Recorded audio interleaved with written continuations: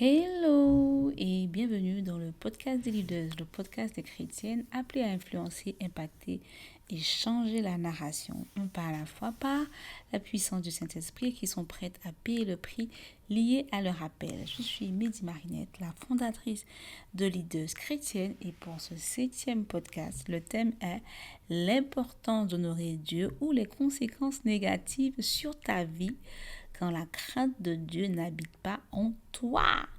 Je rappelle nos 3 piliers de cette année qui s'articulent autour des mots grandir, nourrir et bâtir. Grandir dans notre intimité avec Dieu à travers sa parole.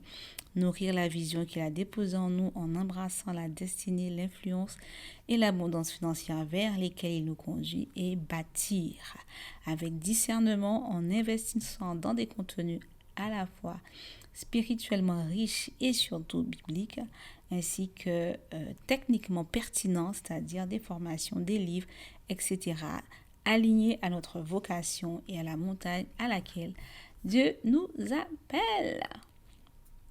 Je rappelle également que les temps de prière sont toujours d'actualité, 2 fois par mois, 2 vendredis par mois, de 5h25 à 6h, c'est gratuit.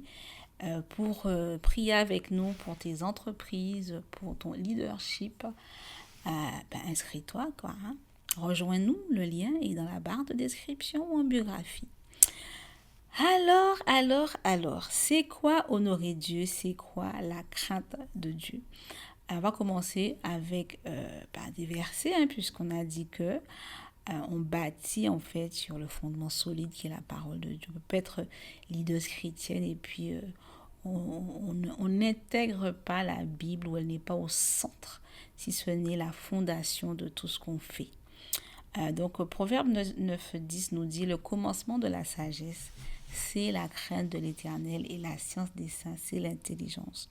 Proverbe 19:23 nous dit la crainte de l'Éternel mène à la vie. Il passe la nuit rassasié sans être visité par le malheur.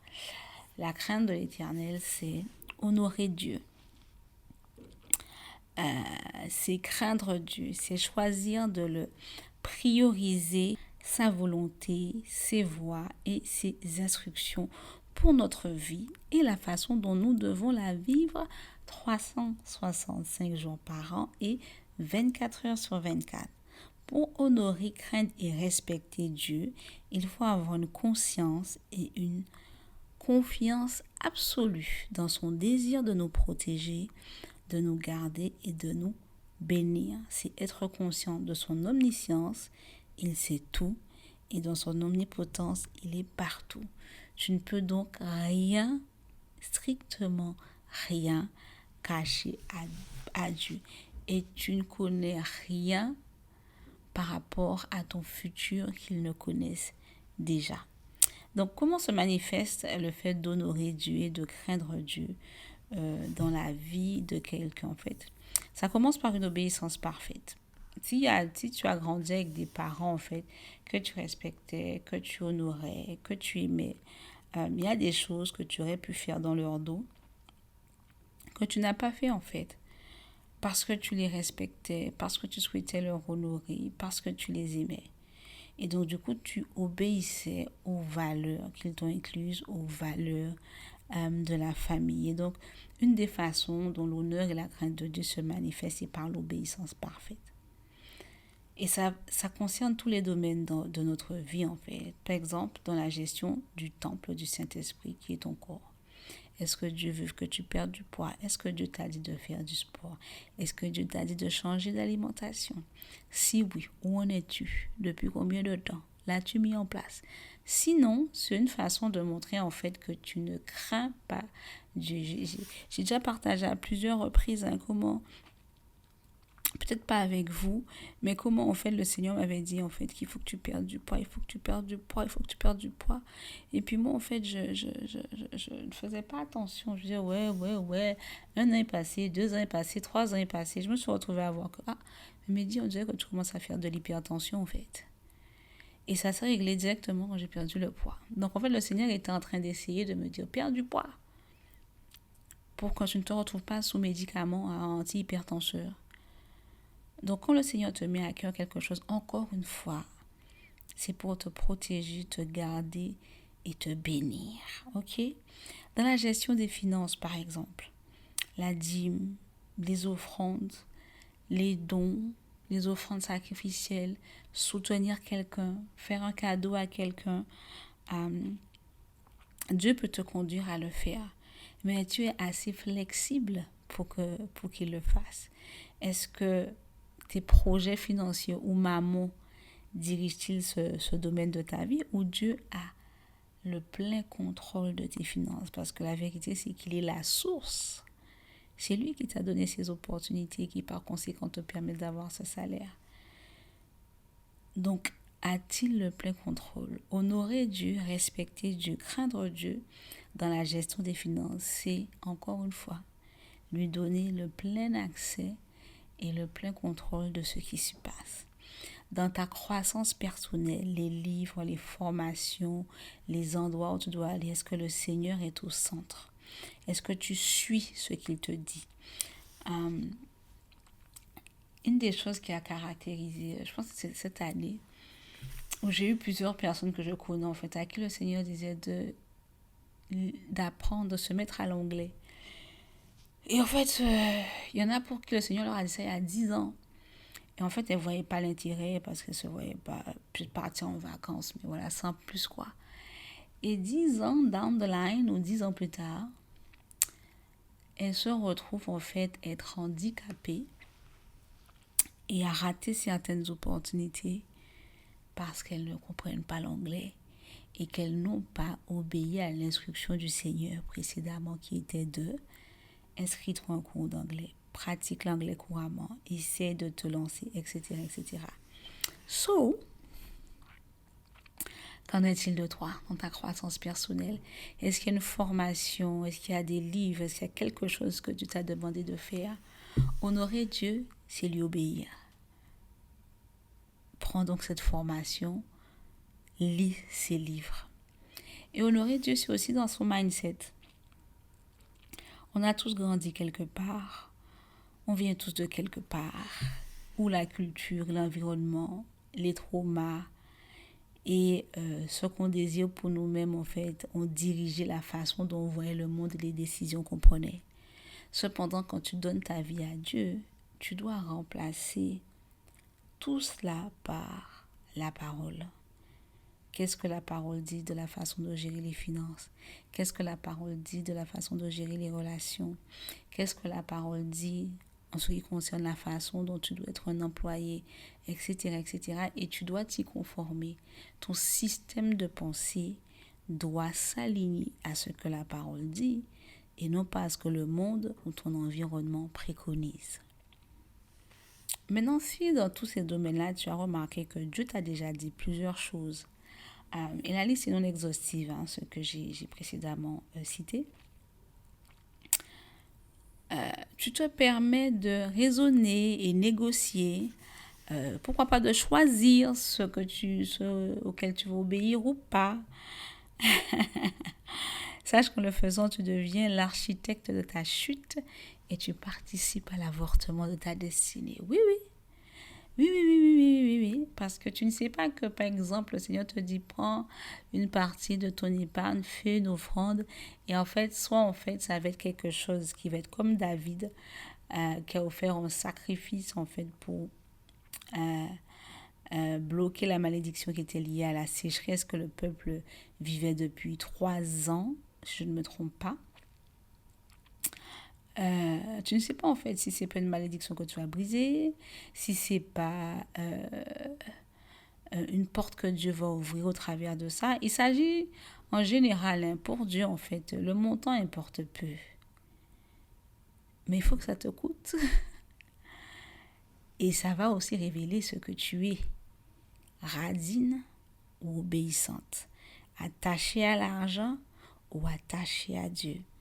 Ça va révéler ça en fait. Donc en fait, c'est pas tant le montant, c'est la façon dont tu te comportes quand Dieu te demande de le faire. Et ta capacité à obéir rapidement ou à traîner. Ok, dans le royaume de Dieu, c'est l'obéissance qui ouvre les portes, pas nos sentiments ou nos désirs. Et même si devant les hommes tu réussis, tôt ou tard, ton manque de respect pour Dieu et ses principes feront ta chute. Ne serait-ce qu'au moment où j'enregistre ce podcast, pense à Sarkozy. Avant lui, à Patrick Poivre d'Arvor. Dans la même veine, à Dominique Strauss-Kahn. Quand tu les voyais à la télé, à une époque, tu pensais qu'ils incarnaient la réussite sociale. Mais à un moment ou un autre, l'envers du décor a été manifeste. Et on s'est rendu compte de ce qu'ils avaient fait quand la porte était fermée. Des principes et des actions qui n'honoraient ni Dieu, ni sa parole, ni les instructions qu'il nous donne au travers d'elle. Et pour Sarkozy, ça a été jusqu'à être emprisonné. Il n'est pas resté longtemps, mais il a quand même été en prison. Ok? Donc, ne crois pas qu'il y a des choses que tu vas faire ou que tu choisis de désobéir à Dieu, ça n'a pas de conséquences. Tôt ou tard, ce qu'un homme aura semé, il le récoltera. Que cela soit télévisé, comme Sarkozy, ou que cela soit dans le privé, et c'est les membres de sa famille et ses proches qui voient. Ok? Autre chose à retenir, c'est que l'amour sans l'honneur n'est pas de l'amour. Tu peux dire aimer Dieu, pleurer dans sa présence tous les dimanches, tu as la chair de poule et tout, mais tu désobéis volontairement à ses instructions. Tu peux avoir des comportements comme je ne suis pas d'humeur, j'ai pas envie. Tout est centré sur toi. Hein? Tout contribue une excuse, surtout quand l'objectif de Dieu, en fait, quand l'instruction de Dieu ne te plaît pas. Alors que ultimement, on l'a vu au départ, Dieu veut ton bien. Et même si c'est inconfortable pour toi, par la suite, tu te rendras compte que ça t'a sauvé. Je me souviens en fait du témoignage d'un footballeur qui est devenu chrétien, qui avait un très gros salaire et à qui tu as dit de quitter le football. Alors il disait au Seigneur, mais tu te rends compte en fait comment je vais me marier, comment je vais subvenir aux besoins de ma famille et tout, etc., etc. Et Dieu lui a donné la stratégie. Il a pu arrêter le football et le travail que Dieu lui a donné par la suite, c'était aide-soignant. Et en tant qu'aide-soignant, c'est une des choses caractéristiques. Je crois qu'il était dans le service de personnes âgées. Il devait changer les protections des personnes. Et donc, du coup, en fait, les premiers jours, il était dégoûté, en fait. Tu vois, qu'il changeait les gens, mais la tête qu'il faisait, c'était ah là là là là là là là là là. Et Dieu lui a dit, regarde, en fait, toi, tu as un fils. Quand ton fils, en fait, a été à la selle, enfin, ton bébé a été à la selle et tout, même si les selles sentent ça, c'est avec plaisir, en fait, que tu enlèves la couche et que tu mets ton bébé au propre et que tu lui fais un câlin après. Ben, cette personne-là aussi, c'est ma créature et pour certaines, ce sont mes enfants. Et je les aime de la même façon que toi, tu aimes ton fils quand tu dois le changer. Tu dis que tu veux être appelé, que tu es appelé au monde, que tu veux faire des choses pour moi, mais tu n'es pas capable d'aimer ma création et mes enfants. Et il s'est rendu compte en fait que durant cette période où Dieu a permis qu'il soit soignant, Dieu a enlevé l'ego, Dieu a enlevé l'orgueil, Dieu a enlevé les mauvaises motivations et Dieu a développé l'amour pour son prochain. Au bout de 3 ans, Dieu lui a dit c'est bon, arrête d'être soignant, deviens aumônier pour les athlètes qui sont dans la discipline du football. Il n'y croyait pas, il ne pensait pas que ça allait se faire, mais Dieu a commencé à lui ouvrir des portes pour qu'il puisse témoigner et accompagner vers Christ des footballeurs en exercice. Même quand c'est inconfortable, c'est pour ton bien. C'est pour ton bien de te préparer à quelque chose de plus grand. Jean 14, 21 nous dit, celui qui a mes commandements et qui les garde, c'est celui qui m'aime. Donc pour Dieu, celui qui l'aime, garde ses commandements, garde ses instructions, garde sa parole. Et il dit, celui qui m'aime sera aimé de mon Père et je l'aimerai et je me ferai connaître à lui. Donc tu ne peux pas dire que tu honores Dieu, que tu respectes Dieu, que tu crains Dieu et tu ne mets pas en application sa parole. Ok?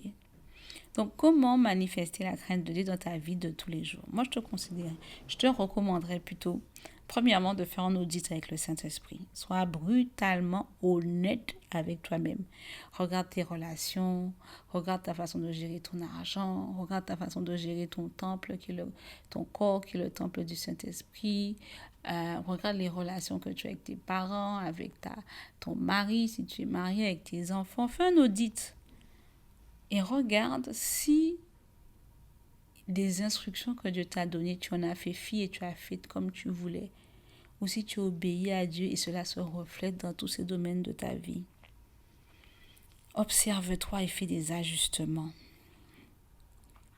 Sois également patiente avec toi-même. On n'aurait pas 20 ou 30 ans de comportement une nuit. Ça fait 20 ans que tu es pingre. Tu ne vas pas devenir généreuse en 24 heures.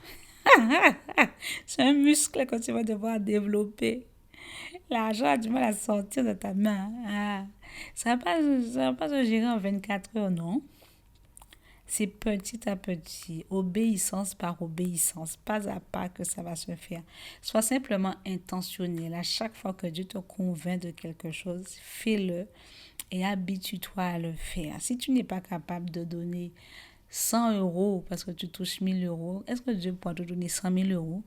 Quand 10 000 euros va sortir là, tu vas tomber dans les pommes. Tu vas faire un arrêt cardiaque parce que 100 euros là, c'est compliqué aujourd'hui. Commence petit à petit, prie pour toi-même, dis Seigneur, aide-moi. Aide-moi. Et petit à petit, obéis, commence par la dîme. Après, quand il te dit, je veux que tu donnes pour ça, fais-le. Ce que la personne fait avec, comment elle l'utilise, c'est pas ton problème. Toi, ton rôle, c'est de donner. Et ensuite, le rôle de Dieu, en fait, c'est de dealer avec la personne à qui tu as donné. Si elle l'utilise mal, sache que Dieu va s'occuper d'elle. Ok? J'espère que cet épisode t'aura béni. La semaine prochaine, sur le blog, avec la méditation immersive, on verra la prière, un mode de vie qui transforme, basé sur Néhémie 2, 4 à 5. Et le prochain épisode du podcast, c'est un chef-d'œuvre en construction. Prions. Éternel mon Dieu, je te bénis et je te rends grâce, Seigneur mon Dieu, pour ce rappel où tu nous demandes en fait de t'honorer, de te respecter, de te craindre, parce que c'est le début de la sagesse. Et on sait très bien que dans le monde dans lequel on est, si la sagesse ne se manifeste pas dans notre comportement, nos paroles, nos choix, Seigneur mon Dieu, nous sommes voués à l'échec. Donc je prie, Éternel de Tout-Puissant, que tu nous aides, Seigneur mon Dieu, à ramener la crainte de l'Éternel, l'honneur à Dieu, à 360 degrés dans nos vies et dans tous les domaines de nos vies, au centre de nos choix et de nos décisions. Puissions-nous devenir des femmes qui te craignons et à cause de la crainte de Dieu, on ne se retrouve pas dans certaines situations. On sera préservé. Et comme le dit le Proverbe 19, 23, la crainte de l'Éternel nous donnera la vie.